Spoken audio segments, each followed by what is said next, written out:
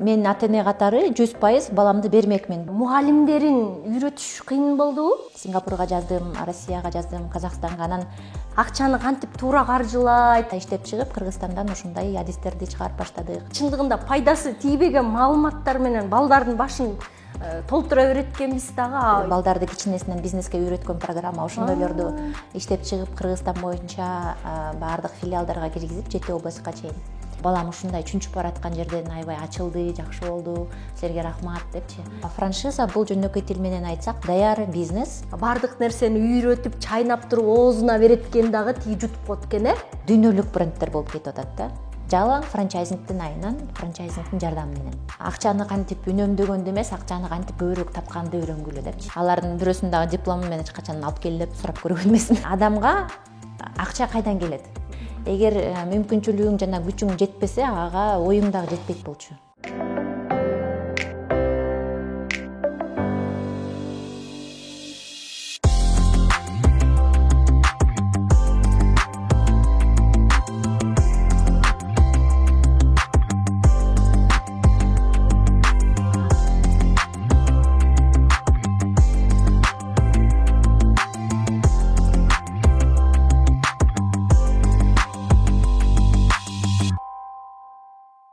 Саламатсыздарбы урматтуу YouTube каналымдын көрүүчүлөрү? YouTube каналыма кош келиңиздер. Жана Кыргызстандын тынчыкма, ийгиликтүү уул кыздар менен тааныштырууну улантам. Бүгүн болсо Академия Роста билим берүү борборлорунун негиздөөчүсү, ошондой эле биз франчайз компаниясынын негиздөөчүсү, ата мекендик франшизалар боюнча эксперт жана билим берүүнүн отличниги Сайкал Асылбекова менен тааныштырам. Саламатсыңарбы? Саламатчылык. Сайкал, сиз ушул Академия Роста билим берүү борборлорунун негиздөөчүсү. Анан бул билим берүү жаатына кирип атканда мындай кооптонуу болгон жокпу? Эмнеге ал жакка кирдиңиз? Азыр элдер мындай билим берүүгө ынтызарбы? Бул тармакка мен кирип жатканда өзүмдүн жеке кызыкчылыктарым дагы болсо керек, эне катары. Өзүмдүн балам 5 жашка толгондо баягы кантип кошумча билим берүүлөр бар, кантип өнүктүрсө болот деген теманы изилдеп баштап аябай кызыгып кеттим окшойт да бир чети. Экинчисинен бул мага баягы жашоомдогу муктаждык дагы болду. Иштеш керек, өзүң бутуңа туруш керек, өзүңдүн ордуңду бул жашоодан табыш керек деген. Анан кийин бул сфера мага абдан жакын болду өзүмдүн эне катары болгон үчүн. Анан менталдык арифметика курстарына баягы жолугуп калып, билип калып, эне катары мага абдан жакты. Ошол күнү түнү уктабай чыгып, баягы интернеттен көрүп калып, таң аткыча Кытайдык системасын изилдедим, ошол менталдык арифметиканын. Россияда кандай болуп атканын, Сингапурда, Малайзияда балдардын баягы бир арена толтура алып туруп, абдан гениалдуу балдар толтура экен. Жада калса, биздин кошуна Казакстанда дагы ошондой деңгээлде өнүккөн программа экен. Анан таң калдым, биздин Кыргызстанда эмне үчүн жок депчи. Анан мен ата эне катары 100% баламды бермекмин бул курска да. Анткени ушунчалык изилдеп чыктым, мага аябай жакты. Анан таң аткача карап отуруп, уже каттарды жаза баштадым. Кантип алып келсе болот, кантип үйрөнсө болот, кантип окуса болот деп каттарды жазып ар кайсы өлкөлөргө. Сингапурга жаздым, Россияга жаздым, Казакстанга. Анан эң биринчилер болуп эле Россиядан жооп келди. 2-3 күн өтпөй эле. Андан кийин Казакстандан телефон чалышты, андан кийин эң акырында баягы алыс өлкөлөрдөн дагы жооп берип башташты. Бирок эң туура келген баягы келишимдеримизге Россияга жөнөп кеттим. Ошону үйрөнгөнү, окуганы. Анан ошентип бул тармакка түшүп калдым да, кирип калдым. Бирок ага чейин университетте эмгектенип келгенмин. Ал жакта экономика боюнча лекцияларды берчимин. Билим берүү тармагында эле жүргөн адам болчумун. Кокусунан сырттан келген киши эмес турбайсыңарбы, Ошентип айтсак дагы болот. Жакшы, бул менталдык арифметиканын окутуучуларын, мугалимдерин үйрөтүш кыйын болдубу? Албетте, биздин өлкөдө адистер жок болчу менталдык арифметика боюнча. Биз өзүбүз биринчи баягы үйрөнүп келип, переквалификация өтүп келип, анан келип башка мугалимдерди үйрөтүп баштадык. Мугалимдерди кайра окутуу программасын иштеп чыктык. Буга көп убакыт кетти, бирок аягында иштеп чыгып, Кыргызстандан ушундай адистерди чыгарып баштадык.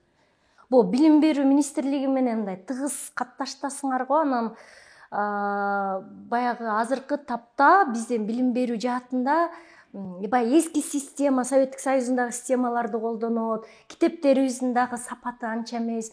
Бул жаатта мындай суроолорду көтөрүп, мындай бир жакшы алгылыктуу иш кылганга аракет кылдыңарбы?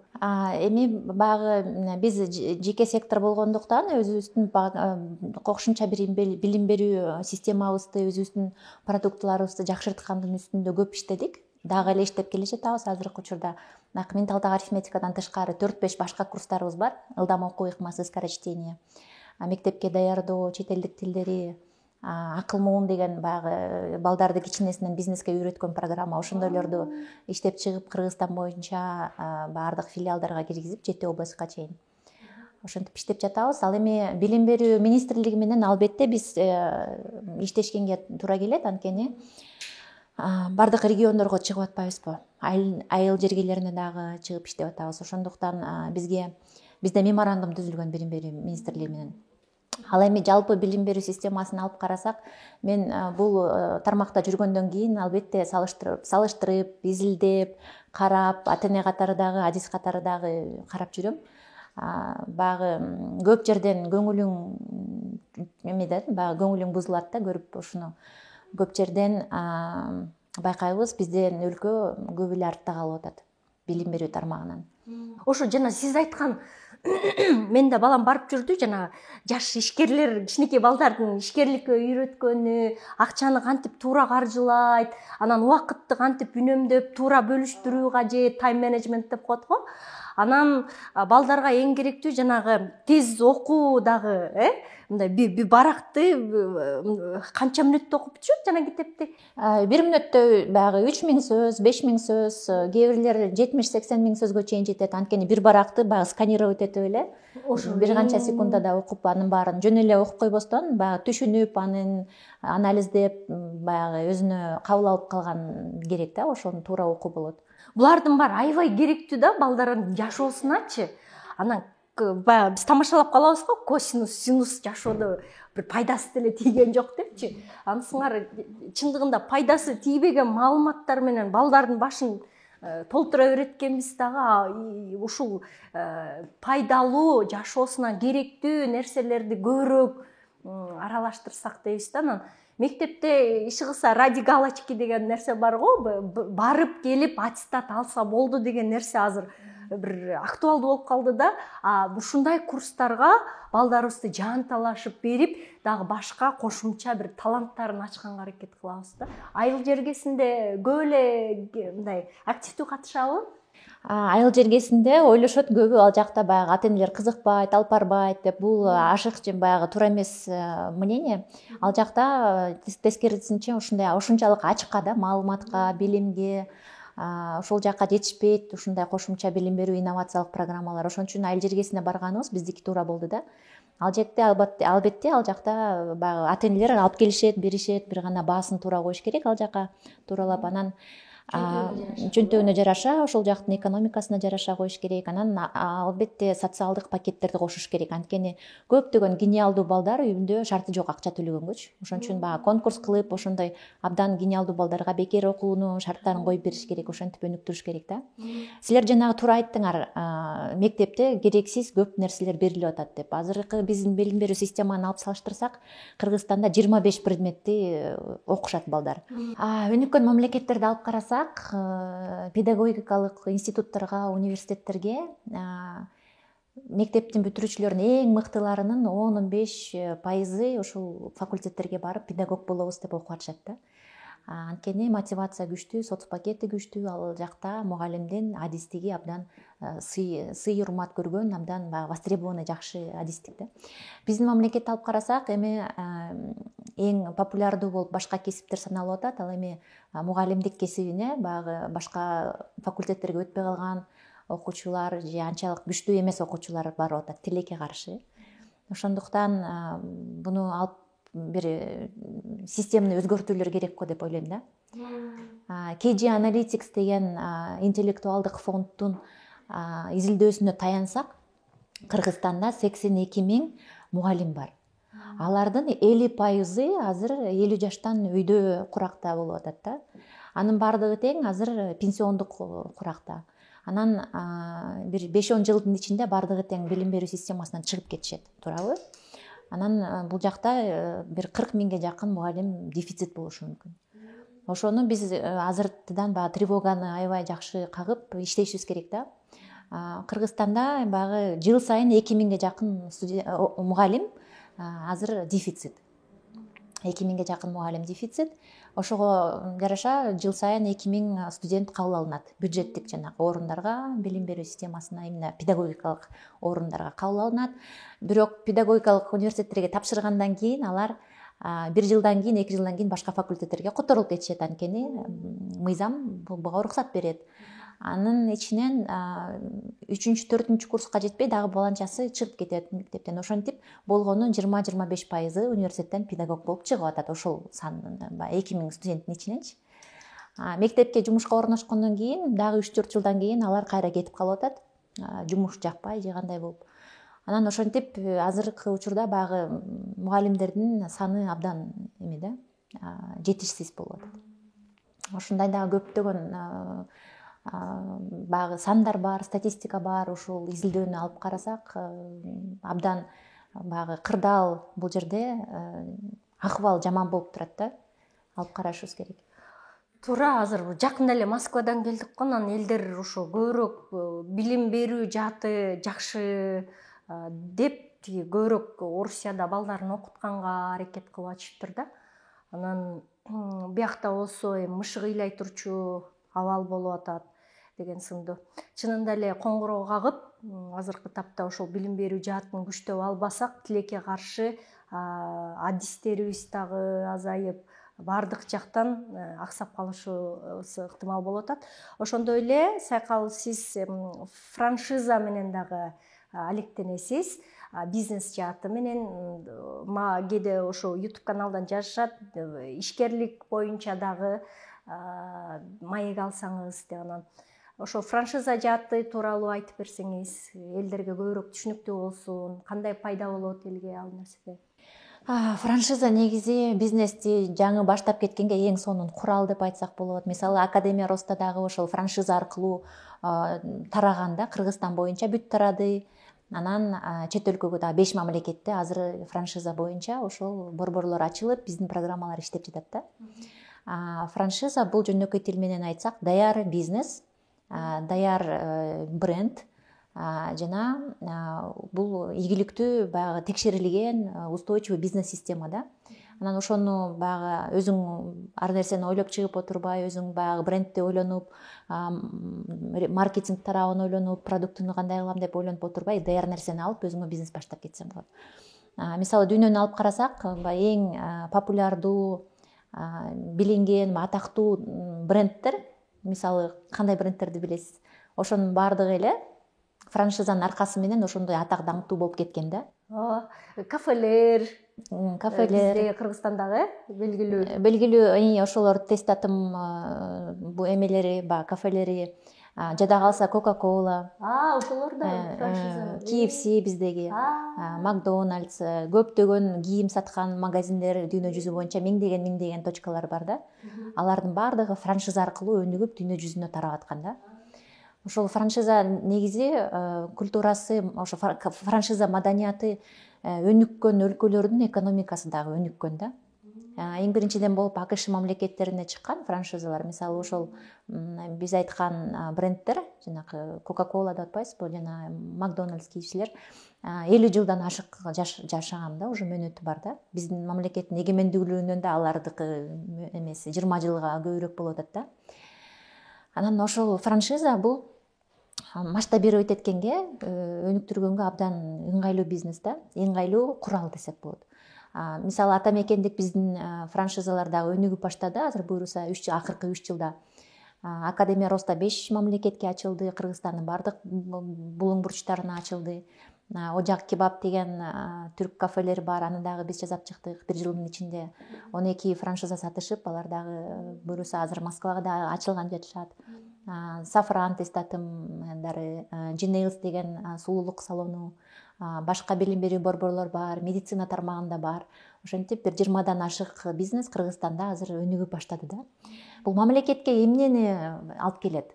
Элестетсеңер, мисалы, биз башка жактан франшиза алып келбей, биздин франшизалар дүйнө жүзүнө тараса эмне болот? Бул эмнени билдирет?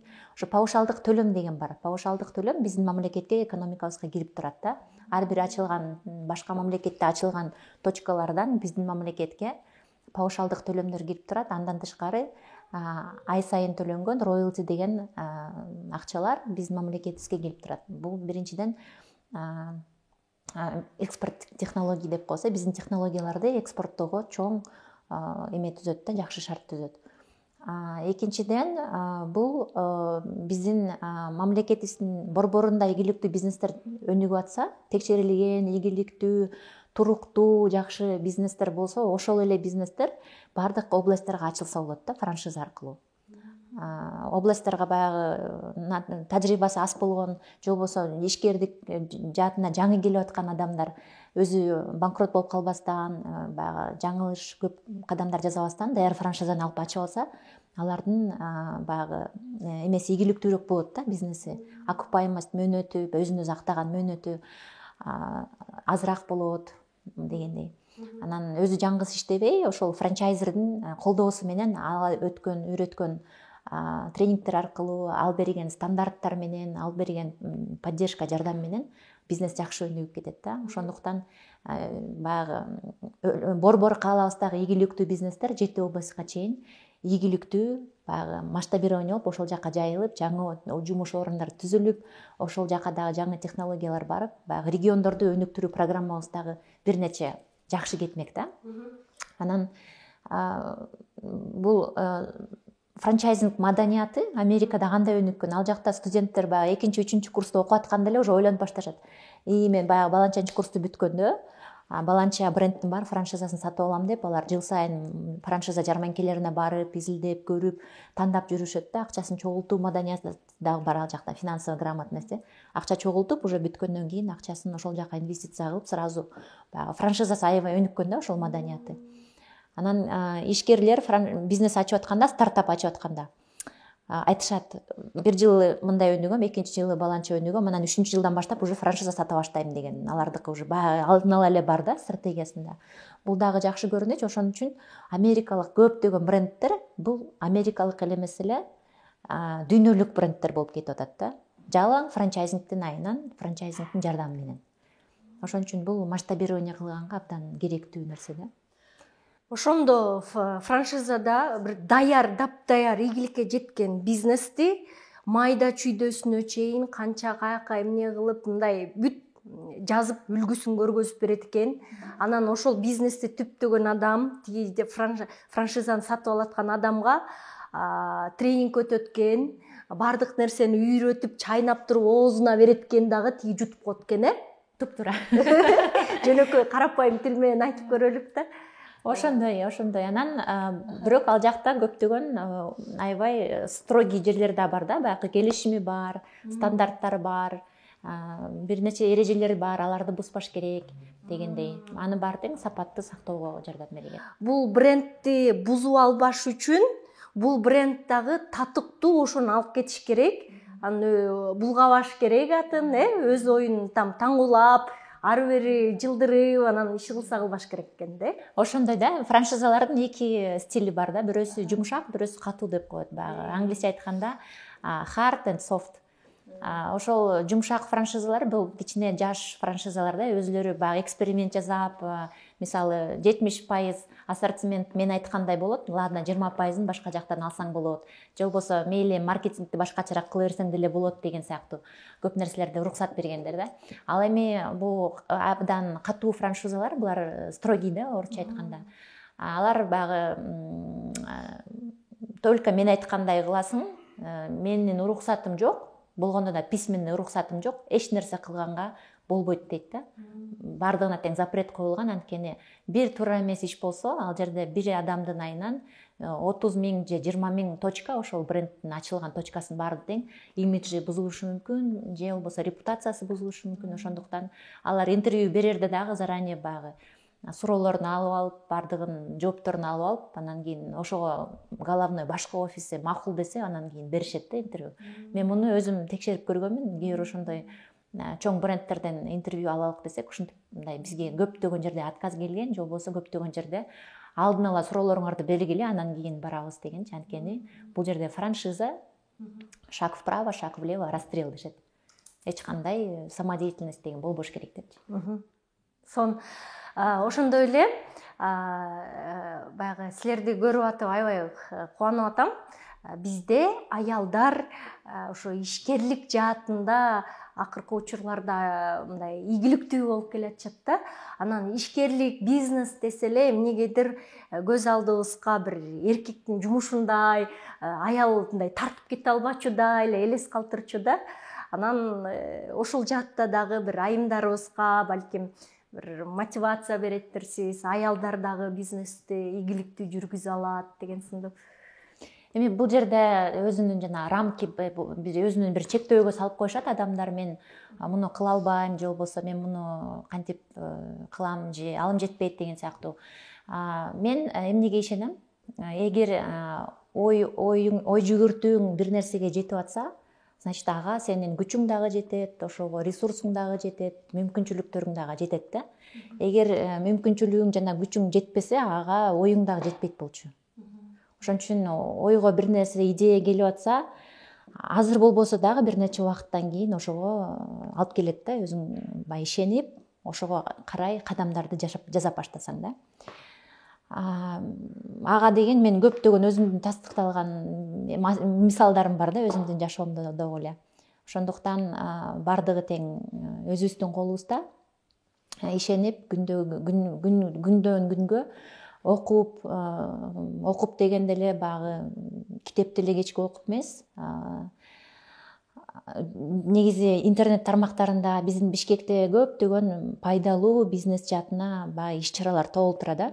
Фейсбукта деле жанакы иш-чаралар деген бөлүктү алып караса, көптөгөн өнүгүүгө, бизнести өнүктүргөнгө көптөгөн иш-чаралар бар. Ошолорго катышып, анан дагы бир ийгиликтүү адам айткан, мен баягы көп китеп окудум деп айта албайм өзүмдү дейт.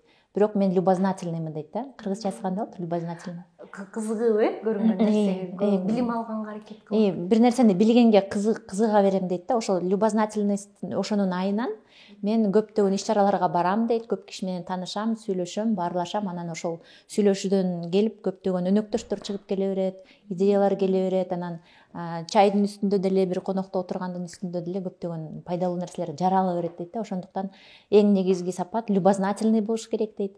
Баягы бир нерсени билгенге умтулуп.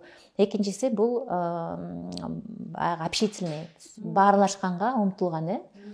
Дагы Игорь Манн деген дүйнөдө эмес, СНГда номер 1 маркетер деген бар, билсең керек. Ошол Игорь Манн айтканда бир жолу тренингинен, мен дейт бир жака барарда өзүмө кызыктуу мындай бир гаджетти же кызыктуу шляпаны же бир кызыктуу нерсени алып алам дейт да, жаныма алып алып, ошо менен жүрөм дейт. Анан эмнеге десе, бул бирөө менен маекти баштап кеткенге жакшы повод болот дейт. Анан ошентип мен алар менен таанышып, сүйлөшүп, баарлашып, баягы эмнеге мен ага кантип өзүмдүн жардамымды тийгизе алам, ал мага кандай жардам тийгизе алат деп сүйлөшүп, ошол жерден нетворкинг болот дейт да. Анан эгер Игорь Манн ошондой өзүнүн көптөгөн жетишкендиктери менен, өзүнүн аты менен, өзүнүн баягы деңгээли менен ошондой баарлашканга повод издеп отурса, башка адамдар андан беш-бетер издеш керек деп ойлойм да. Адамга акча кайдан келет? Кимден келет? Башка адамдардан келет. Канчалык көп адам менен баарлашып, канчалык көп адамдар менен өнөктөш курса, ошончолук ага каналдар ачылат да, ошончолук көп баягы байлык келгендин каналдары ачылат. Ошондуктан бул баарлашууну билген абдан жакшы сапат, эмоционалдуу интеллект деп айтышат. Ошондой эле азыр акча деп калдыңар. Бизде өткөндө да Асель Сыдыкова менен интервью кылып атып сүйлөшкөнбүз. Акчадан коркуу фобиябыз бар да. Көп акча бизди бузуп коет деп ойлойбуз, же ал акчаны кармагандан коркобуз, колдонгондон коркобуз, короткондон коркобуз. Колубузда болсо да мындай тырышып жүрөбүз. Мындай энергия алмашуу, мындай чачылуу, ачылуу деген нерсе жок. Же болбосо тескерисинче акчаны бир жыйнап, банкка салып, аны өнүктүрүү деген нерсе жок. Негизи эле ошол акчага болгон көз карашыңар, анан адамдардын акчага болгон ой жүгүртүүсү жөнүндө сүйлөшсөк. Ооба, ошондой мен дагы кошулам. Акчага болгон фобия көп үй бүлөлөрдө бар, көп ата энелерде бар. Акча адамды бузат деген ой жүгүртүүлөр бар. Же болбосо байлардын баардыгы эле жаман шүмшүк адамдар деген ой жүгүртүүлөр бар. Мунун баардыгы тең ошолордун өзүнө эле кедейликке алып келген ой жүгүртүү жана алардын фобиясы аларды байлыкка эч качан алып келбеши мүмкүн да. Анан албетте адамдар адам болуш керек. Бирок акчаң болсо, бай болсоң, ошол адамдарга жардам бергенге көбүрөөк мүмкүнчүлүгүң болот. Көбүрөөк адамга жардам бере аласың да. Ошон үчүн албетте акчаны жакшы таба билиш керек. Билим берүү системасы дагы эң негизги максаты бул ошол өзүн акча тапканды билген, үй бүлөсүн бага алган, өзүнүн жанын багып кете алган жарандарды чыгаруу. Бул жөнөкөй тил менен айтканда ошондой эле да, биздин максат, билим берүү системанын максаты акчаны таба алган жаранды чыгаруу продукт кылып. Ошондуктан бул финансылык сабаттуулукту, могу биз айтып аткан жанагы бизнес жөндөмдөрүн мектеп программасына негизи киргизишибиз керек да. Анткени чын эле ар бир адам өзүнө эле жумуш издеп эмес, жумуш ордун түзгөн дагы жаран болсо, мен экономикабыз кандай көтөрүлмөк, Кыргызстан чоң экспортерго айланмак, мисалы. Биягыбызда Кытай турат жаныбызда. Бир жагыбызда Казакстан дегендей. Абдан чоң бизге базарлар, миллиард деген жашоочулар бар. Ошондуктан бизге бул абдан керектүү продуктылар. Анан мен болсо, мен дагы балдарыма, окуучуларга бардыгын айтып келем. Акчаны кантип үнөмдөгөндү эмес, акчаны кантип көбүрөөк тапканды үйрөнгүлө депчи. Өзүм дагы ошондой психологияны үйрөтөм, ошо акчаны көбүрөөк тапканды үйрөнүп, анан өзүң каалаган нерсеге жеткенде максат койгонду туура билип, акчаны дагы бирок сабаттуулук менен сарптош керек, бирок көп эле өзүңдү ограничение кыла бербей, поток кылганды билиш керек. Тамак жегенден, жакшы кафеге киргенден, өзүбүзгө арнап жакшы кийим алгандан, же болбосо бир жакшы бир жайларда отургандан кооптонуп, коркуп, ошол нерсе бизге жарашпай калчудай сезилет да. Мен ал нерсеге өсө элекмин, ал деген укмуш нерсе экен деп анан өзүбүздү басынткан психология бар экен да. Андан туура мен деле мисалы жаңыдан бутка туруп келе жатканда, баягы бизнести балам 5ке чыкканда баштадым. Анан 2 жылга жетпей эле балам 1-класска барыш керек болуп калды. Анан мен ойлондум, кайсыл жакка мектепке берем депчи. Өзүмдүн баягы мүмкүнчүлүктөрүм аябай деле укмуш болбогондугуна карабастан, мектеп Бишкектин бир эң жакшы мектептерине бердим да баламды. Анан көптөгөн тааныштарым аябай туура эмес ойлогонсуп карашты да, кандайча бюджетинин, үй бүлөлүк бюджетинин 70%, мүмкүндүк 80%-ын бул баласынын эле контрагына төлөп коюп атат, кандайча депчи. Тим более 1-класстын эле окуучусу. Бирок мен өзүмө койгон приоритет баягы билимге салган инвестиция бул эң маржиналдуу, эң прибыльдуу инвестиция деп билем да. Анткени азыр бир баланча акча коротуп атасың, бирок ал балаң чоңойгондо ошончол акчаны баягы өзү бактылуу болсо эле канча бул жакшы инвестиция, бул саналгыс, баягы өлчөнбөгөн бир чоң байлык деп ойлойм да. Балдарың бактылуу болуп, ушул татыктуу жаран болуп чоңойсо, андан тышкары дүйнөлүк жаран болуп чоңоюшат да. Чет элдик тилдердин баарын билишет, цифровая грамотность болот бул жерде, бардык жаңы инновацияларды билип, эмоционалдык интеллект деген болот, бул баарлашканды билүү, достошконду билүү, айлана чөйрөгө жакшы мамиле кылуу, мисалы экологиядан баштап досторуна чейин.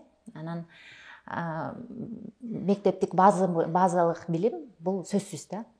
Жакшы жазганды билүү, окуганды билүү, окуганын түшүнүп анализдегенди билүү, математика бул сөзсүз түрдө керек. Андан тышкары жана мен айткан жумшак жөндөмдөр да. мягкие навыки деп коебуз. Жана менталдык арифметиканы математиканын ордуна колдонсок, чтениянын ордуна, литературанын ордуна мындай кызыктуу ошол нерселерди колдонсок сабакта кызыктуу болот беле дейм да. Чоң литератураларды канча эле убакытта окуп кызыктуу болот, бирок менталдык арифметика математиканы эч качан замена кыла албайт. Анын ордуна тура албайт эч качан. Менталдык арифметика деген эмне? Бул мээни машыктырган, биздин эс тутумду жакшырткан, биздин мээбиздин иштешин жакшырткан бир тренажер деп койсок болот. Канчалык көп машыктырсак, ошончолук биз мисалы чет элдик тилдерди ылдамыраак үйрөнүп баштайбыз, китепти ылдамыраак окуп баштайбыз, жаңы темаларды мектептен жакшыраак өндөштүрүп баштайбыз. Анан мисалы 5 сап ырды биз 1 мүнөттө эле жаттап коюшубуз мүмкүн да. Бул менталдык арифметиканын негизги максаты биздин эс тутумду жакшыртуу да. Анан побочный эффекти болуп, жанагындай калькулятордон да ылдам санап баштаган, бул побочный эффект деп койсок болот да.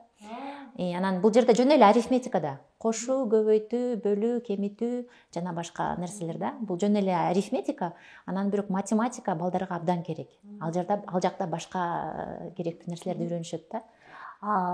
Ошондой эле жакында эле Москвага, Кремльга барып, чоң форум өткөрдүңөр да, анан көргөзмө өткөрдүңөр. Анын максаты кандай эле, жана кандай өттү? Москвадагы биздин мекендештерибиз силерди кандай кабыл алды? Пайдасы тийдиби? Сонун суроо. Бул биздин экинчи ушундай иш-чарабыз болду. Биринчиси 3 мартта филармонияда Кыргызстанда өткөн. Ал жакта 1000ге жакын ишкерлер катышып, ал жакта дагы биз өзүбүз, биздин компания инициатор болуп өзү уюштурган. Анан ал максаттын, ошол иш-чараларыбыздын негизги максаты Кремльда дагы, филармонияда өткөн иш-чараларыбыз бул франчайзинг маданиятын өнүктүрүү биздин мамлекетте. Мен негизи эле өзүмдүн акыркы жылдарды ишимди, күчтөрүмдүн баарын тең ошол франчайзинг маданиятына жумшап жатам. Анткени пайдасы абдан көп, мен айтып бердим. Анан Кремльда болгон иш-чарада дагы жакшы натыйжалар болду буюрса. Биз Кыргызстандан алып барган франчайзерлерибиз жакыркы арада келишим түзгөн жатышат. Кечээ эле сүйлөштүк кечинде москвалыктар уже баягы помещенияларды издеп ал жактан арендага сүйлөшүп, чуркап жүрүшүптүр. Жакында келишим түзүлүп, ошол жакта буюрса биздин ата мекендик бизнестердин филиалдары франшиза менен ачылып баштайт да. Бул абдан жакшы, анткени биз экспортту көбөйтүп жатабыз, биздин брендтерибиз өнүгүп жатат. Анан биздин мекендештерибизге дагы ал жактагы жакшы жардам да, анткени даяр технология, даяр бизнес, жакшы бизнес болгондо дагы маржиналдуу, текшерилген көптөгөн точкаларда. Анан барганда абдан жакшы тосуп алышты, эл аралык бизнес ассоциациясы бар, ал жакта биздин диаспоралар бар. Ошол аябай жакшы делегация келип, ошол жака өзүнүн бизнестерин сунуштап атканы үчүн деп жакшынакай сыйлыктарын да даярдап коюшуптур. Анткени ыраазы болушту, ошентип келип тажрыйба алмашып, жарманке кылып, ошол жактан өнөктөшкөнгө биз биринчи кол сунуп атабыз да. Анан менин оюмча жакшы көрүнүш болду. Эгер ийгилик болсо, азыркы жарманкебиздин баягы натыйжалары жакшы чыкса, бул жыл сайын кайталай турчу иш-чара болот го деп ойлойм. Анан негизи эле ошол биздин ата мекендештерибиздин арасында дагы миллионго жакын мекендештерибиз бар да Орусияда. Ошолордун арасында дагы ишкерликти өнүктүрсөк жакшы болот деп ойлойм да. Анткени алардын дагы балдары көбүнүкү Кыргызстанда калып атат. Кыргызстанда 1,35 миллион окуучу бар болсо, мектеп кураганда ошолордун бир 20% мектепке барбай калган да учурлар болуп атат да. Анын көбүнчөсү ошол балдардын, биздин ошол мигранттардын балдары болуп калып атат. Ошондуктан мигранттардын жашоо деңгээлин көтөрүү биздин түздөн түз милдетибиз да мамлекеттин. Анан балдарга окуганга шарт түзүп берүү ошол жактан, Россиядан болобу, ошол жак ал дагы биздин милдетибиз деп ойлойм. Ошондуктан бизде азыркы учурда бир эле филиал ачылды, Академия Ростаныкы. Бирок дагы франшиза менен көптөп айтсак болот да. Азыркы эле билим берүүгө кайра кайта турган болсок, ваучердик система деген эмне, жана билим берүүнү кантип жакшыртабыз, кантип өнүктүрөбүз Кыргызстанда? Эң жакшы суроо. Ваучердик система бул ошо биздин мамлекетке эң керектүү система деп эсептейм. Анткени билимибиз сапатынын төмөндүгүнүн себеби эң биринчиси бул ошол финанс каражаттын туура эмес бөлүнүшү, туура эмес иштетилип жаткандыгы да. Жылдан жылга бюджет көбөйүп жатат билим берүү системасына бөлүнгөн, бирок сапатыбыз баягы койдон эле калып атат да. Ошол бул эмнени билдирет? Ошол бөлүнгөн акча эң аякы баягы айылдарга чейин же баягы акыркы окуучуга чейин жетпей калып атат да, мектеп окуучусуна чейин. Азыр бир балага 7 сом бөлүнөт күнүмдүк тамагына, ал эми 1 жылдык окуусуна $800 чейин акча бөлүнөт да. Баягы акча сарпталат экен да биздин бюджеттен бир окуучуга. Анан богу KG Analytics деген уюмдун сунушуна таянсак, бул жерде айтып жатышат, ошол эле бюджетти биз көбөйткүлө деп сураган жокпуз. Ошол эле бөлүнгөн 37 миллиард сомду башкача колдонолу деп атышат да. Башкача колдонолу, эффективдүүрөөк колдонолу. Ошол ваучердик системаны киргизели. Ваучердик система бул ар бир окуучуга электрондук сертификат берилет. Мисалы, сиздин балаңызга дагы жеке мектепте окуйбу же мамлекеттик мектепте окуйбу, баары бир акча бөлүнөт. Анан ошол сиздин балаңыз кайсыл мектепке барбасын, ошол жака анын акчасы артынан ичип жүрөт да. Ошол мектептин бюджети көбөйөт дегенди билдирет. Анан ошол балага укук берилет. Баягы жеке мамлекеттик эмес мектепте окуса болот, мамлекеттик мектепте окуса болот. Өзү тандайт кайсы жака барып окушту. Бул жерде мектептердин арасында дагы конкуренция көбөйөт, баягы сапаты көбөйөт. Анан ваучердик система ушул справедливость деген жанагы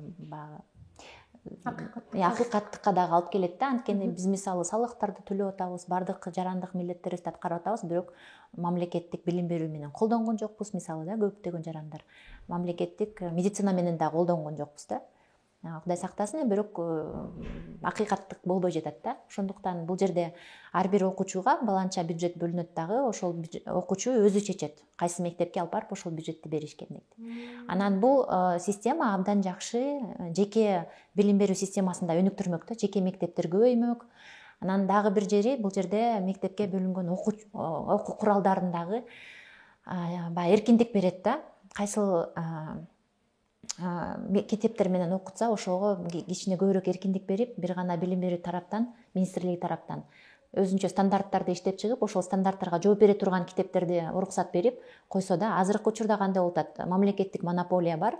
Билим берүү министрлиги кайсы авторлорду айтса, ошол авторлордун гана китептерин колдонуш керек да. Ошого мажбурлап жатышат.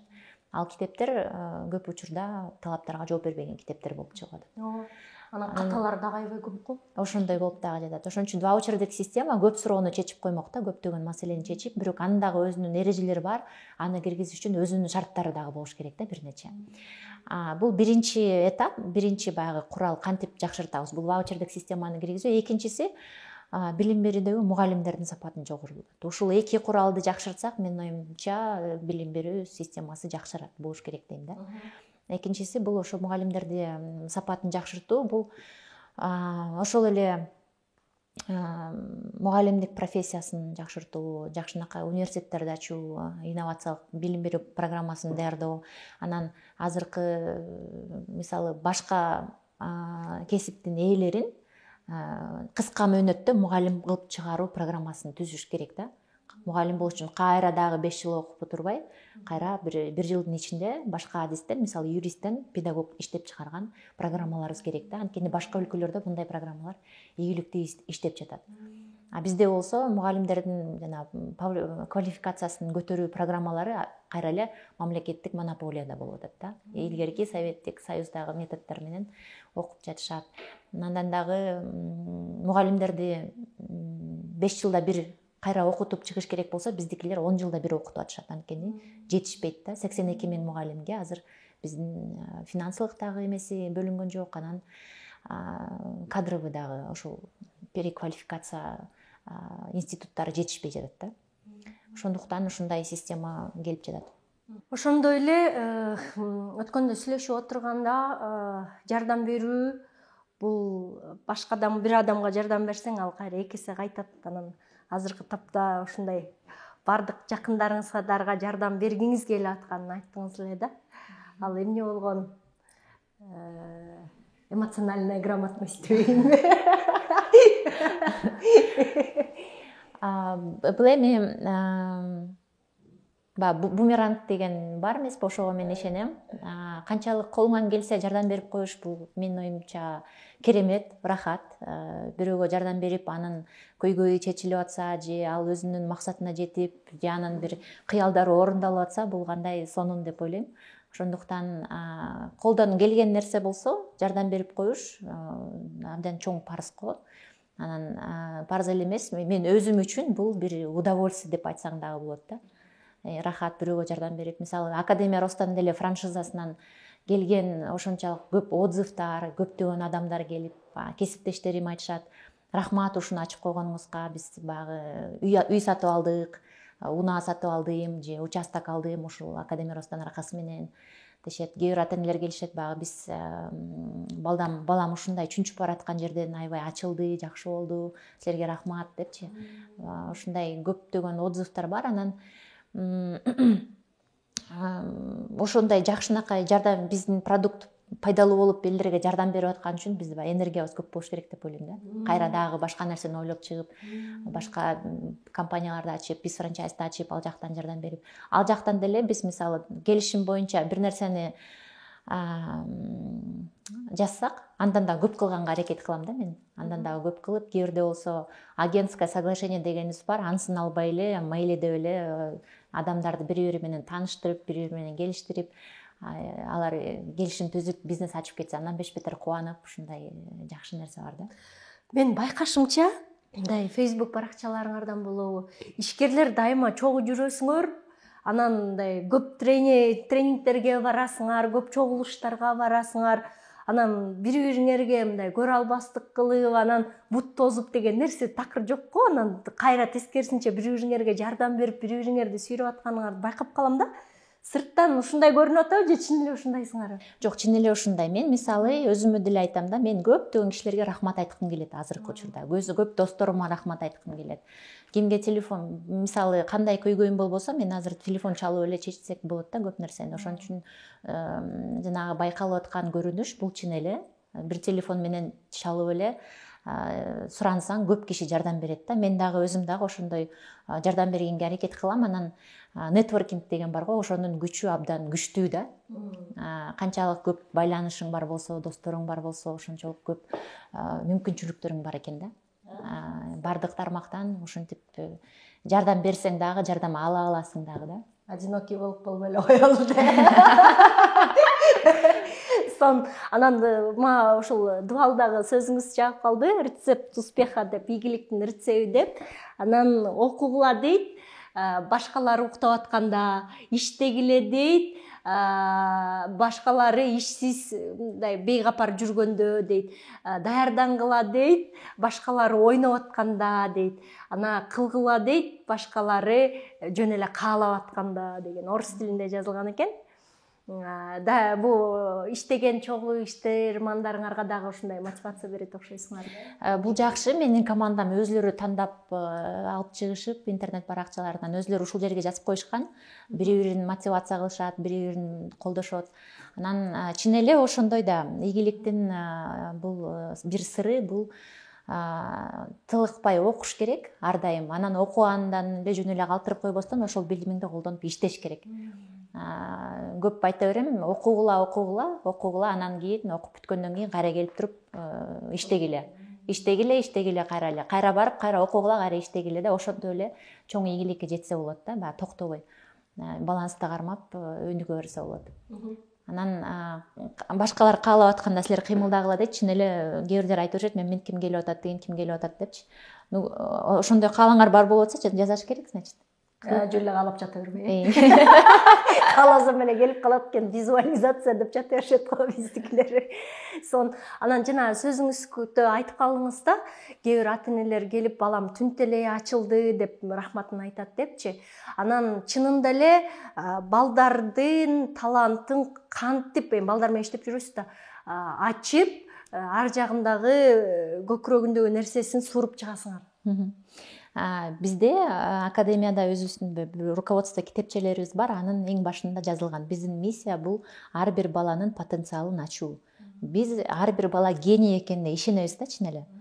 Анан анткени чын эле мындай жомоктогудай нерселер биздин көз алдыбызда болуп жатса, албетте ишенебиз. Анткени балдар келет, обычный эле жөнөкөй эле бала келип туруп, анан кийин калькулятордон дагы ылдам 3 орундуу сандарды бири-бирине көбөйтүп, 3 орундуу сандарды кошуп бөлүп, өзү мисалы 5-6 жаштагы балдар ошондойду үйрөнүп атса, албетте ишенесиң, ар бир баланын ошондой дододой болгон чоң потенциалы бар да. Ошону биз ачылганга эле бир жардам берип коюшубуз керек да. Көбүнчө учурда ошону ачылганга жардам бербей биз сындырып салып атабыз. Чүнчүтүп, урушуп, басынтып, кемсинтип дегендейчи. Ал эч кандай бир туура эмес эме да, позиция. Балдарга кандай мамиле кылабыз ошол? Ошон үчүн ачылыш үчүн биз эң негизгиси мугалимдерге тренинг өтүп атканда айтабыз. Уровень счастья ребенка деген бар бизде.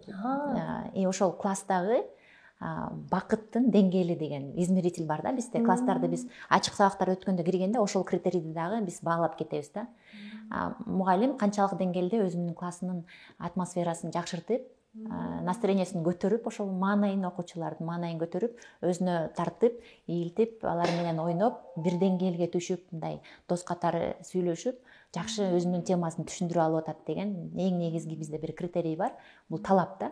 Андан кийинки критерий, конечно, баягы окуубуздун сапаты, стандарттар да. Жаңы теманы түшүндүрө билүү, кайталоону туура кылуу, жана үй тапшырманы туура берүү, туура текшерүү дегендерибиз бар. Бирок негизгиси жанагы баланын шагын сындырбай, аларга наоборот бакыт тартуулоо. Ошондо гана балдарыбыз өзүнүн генин алып жүрүп, анан жаңы маалыматтарды кабыл алганга жөндөмдүү болот да. Ооба, сөзүңүзгө аралжы, биздин мугалимдердин катасы мен мугалиммин деп бийик туруп алат дагы баладан.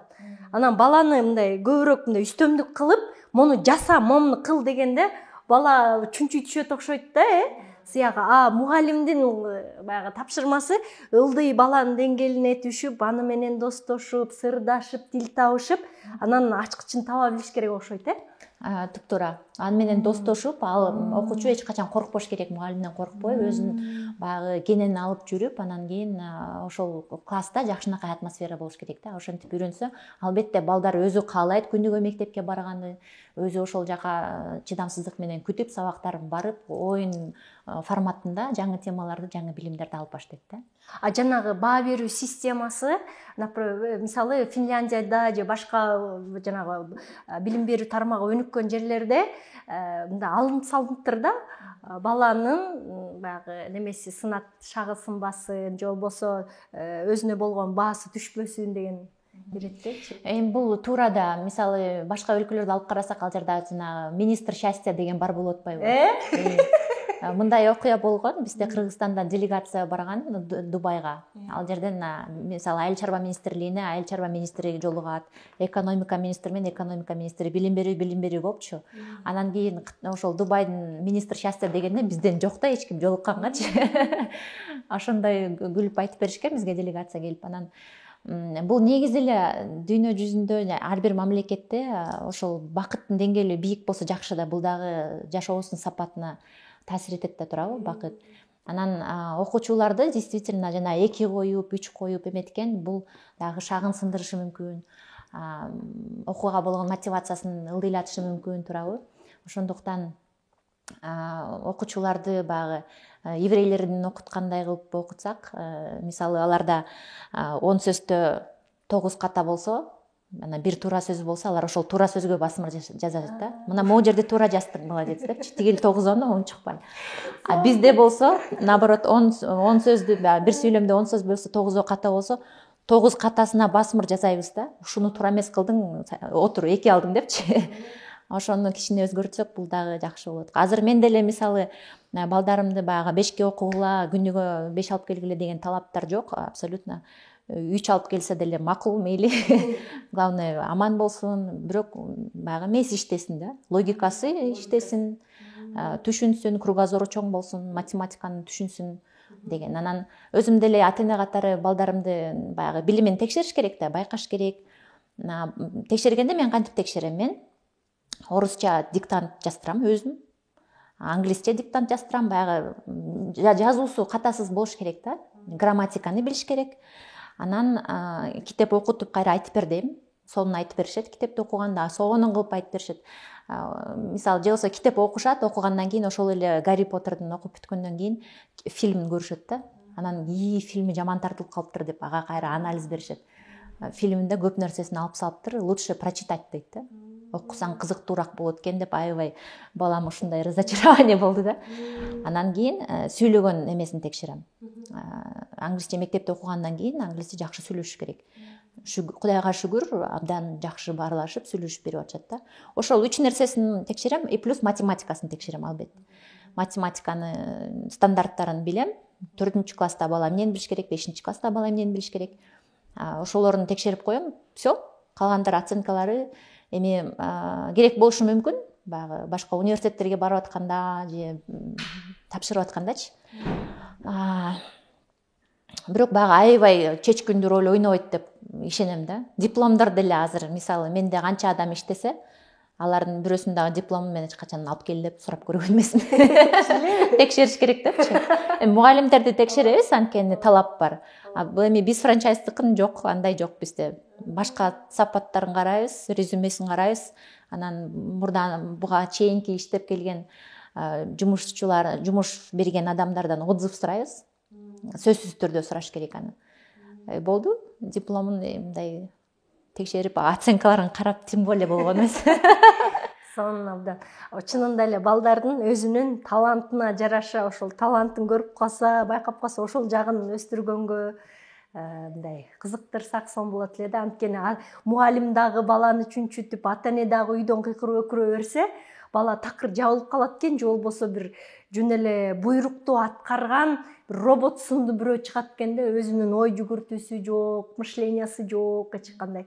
Ошон үчүн бул абдан сонун кеңеш деп ойлойм биздин ата энелерге. Сизге рахмат, Сайкал.